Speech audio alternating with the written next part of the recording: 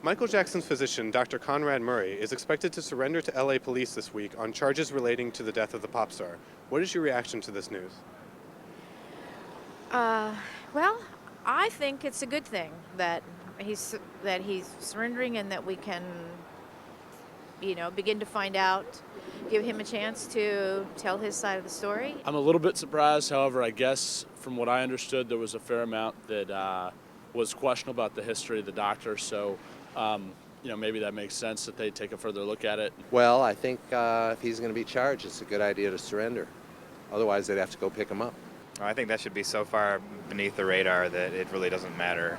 There are greater things to be concerned about in this world right now. Law enforcement officials are reportedly considering an involuntary manslaughter charge against Murray. Do you think this is an appropriate charge? Yeah, that sounds like the appropriate charge. I'm an attorney, so I think that sounds right. The guy who was helping him was probably had a hand in it, but shouldn't be held accountable for Michael Jackson's own bad decisions. I don't think he tried to kill Michael Jackson, but, I think Michael Jackson asked for drugs and he provided them.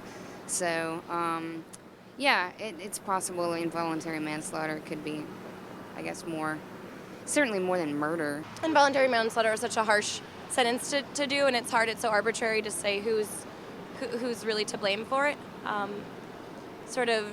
I think that's kind of overstepping the line a little bit there. If convicted, Jackson's doctor could face up to 4 years in prison.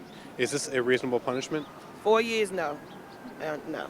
I think it needs to be a little more extreme than that.